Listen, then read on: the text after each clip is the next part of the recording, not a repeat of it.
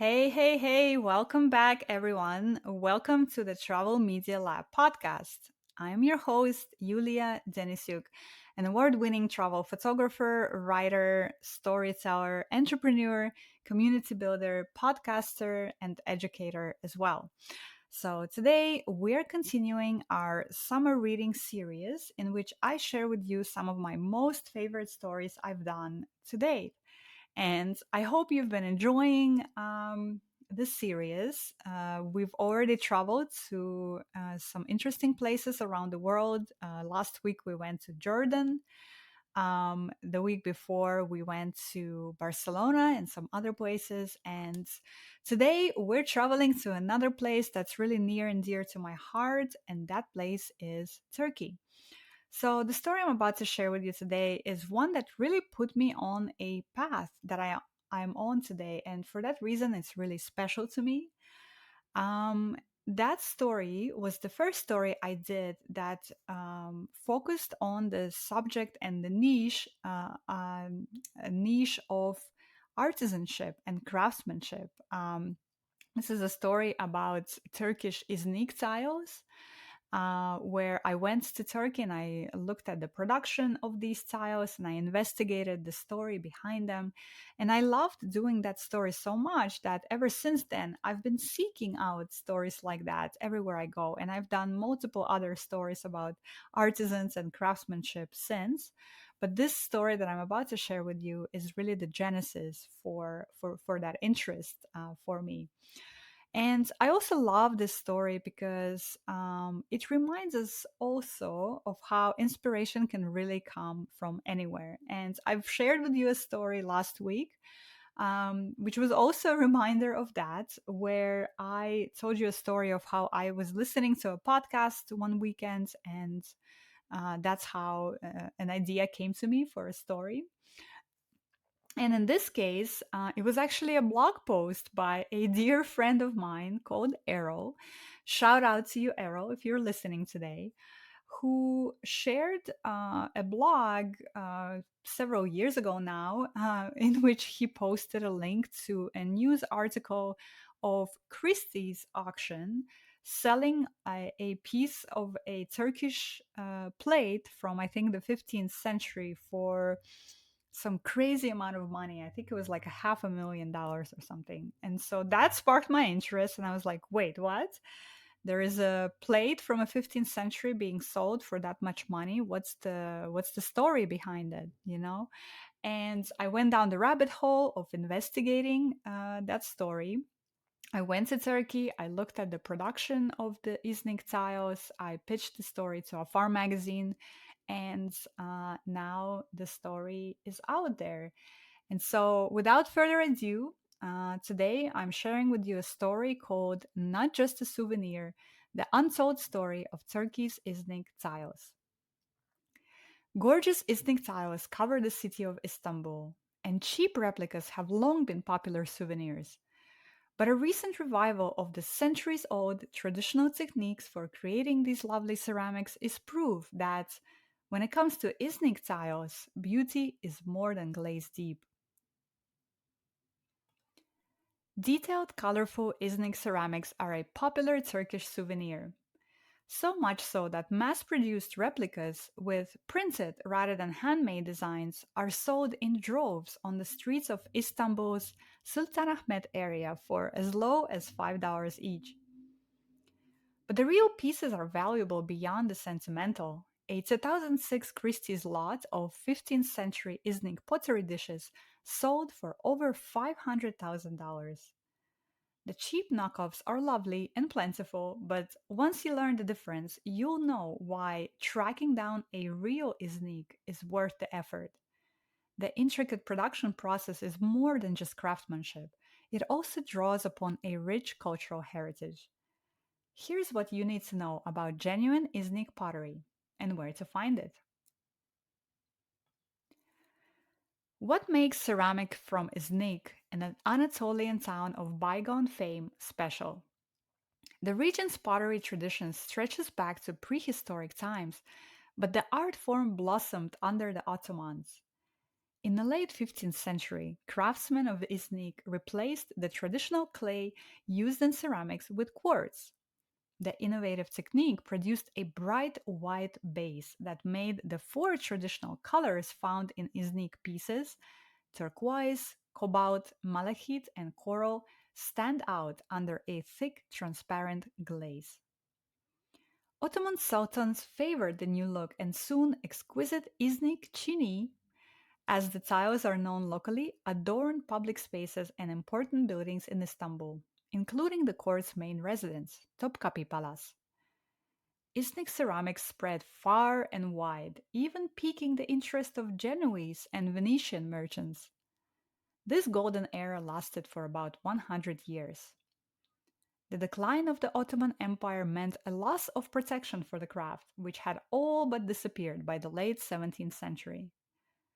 For the next several hundred years, original Iznik pieces appeared solely in art brokerages and museums worldwide, including the Louvre and the Smithsonian.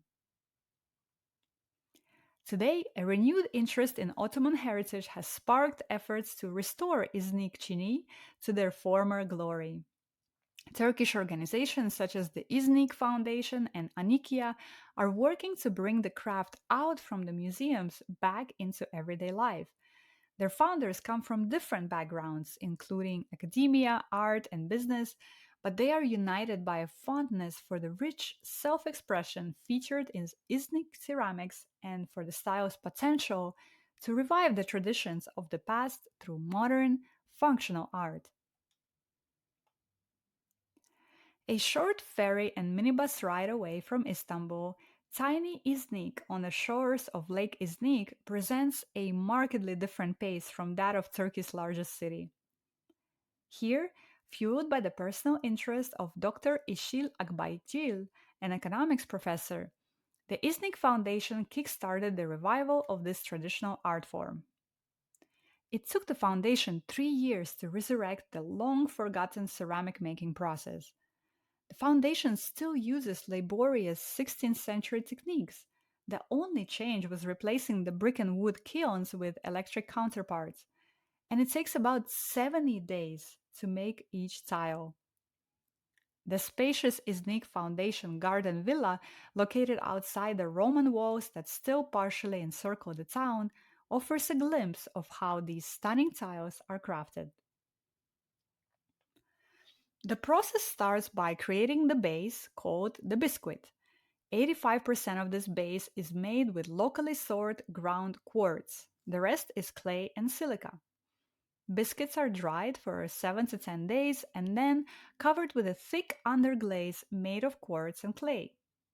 At this point, they are air dried for another 10 days, then baked at 930 degrees in giant kilns. The next step is the most intricate. The traditional geometric and floral motifs, the latter featuring tulips, roses, and carnations, are drawn on sketching paper, perforated with a needle, and transferred onto the biscuit using charcoal dust. The tiny traces of charcoal are then carefully contoured with a black dye, and the designs are painted with natural metal oxide colors. Copper oxide produces a rich cobalt blue, and iron oxide turns into the distinctive deep Iznik red. The last step, glazing, is where the magic happens. The painted biscuit is glazed with a thick off-white mixture of quartz, metal oxides, and soda called shir, which translates to secret in Turkish. The original masters never wrote down the formula, but rather passed it down orally. This final coating adds a satin finish, draws out depth in the colors, and protects the piece from the elements. It also makes the ceramics virtually indestructible. Finally, the piece is air dried and kilned again for 12 continuous hours. Transformed by fire, the pale colors burst into intense, vivid hues, and the lustrous Iznik chini is born. For Iznik aficionados, it's not enough to simply restore this traditional art.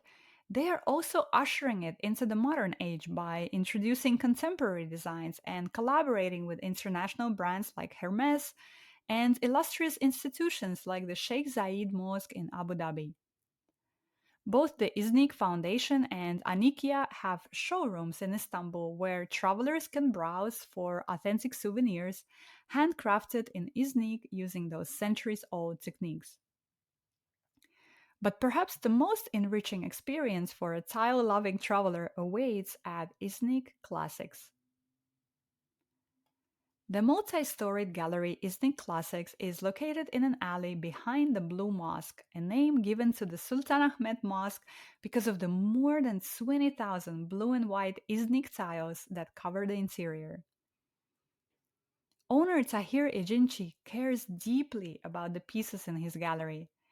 He likes one Iznik panel so much that he's willing to sell it for $1 million, no less. San Antonio Spurs coach Greg Popovich is reportedly one of the customers who checks in regularly to see if Ejinci has changed his mind about the price. At the time of this writing, he hasn't. Ejinci is the keeper of stories behind each Iznik he sells, like those of Adnan Hoca, an Iznik master with 40 years of painting experience. The entire gallery basement is dedicated to Hoca and is filled with ceramics that reflect the philosophical questions he attempted to unravel in his work. Holding a weighty, silken quartz tile in your hands can be life changing. Like the fire that birthed the tiles, the experience can spark an unexpected enthusiasm for the lost and revived art of Iznik. As Ijinchi says, when some customers learn the difference between the real Iznik tiles and the ones you can buy on the street, they cry. And that's it for the story from the streets of Istanbul and from the streets of small town of Iznik in Turkey. I hope you enjoyed this story today, and if you did, please let me know on Instagram. You can find me there on In Search of Perfect or Travel Media Lab. As you guys know, this is an experiment. I'm really experimenting with this format on the podcast, so it's really important for me to know if this is something you're enjoying and if you want to hear more of stories like this on our podcast going forward. So if you do, don't be shy, reach out to me and please let me know. And thank you so much for listening to us today. And I will see you guys again next week. Bye, everyone.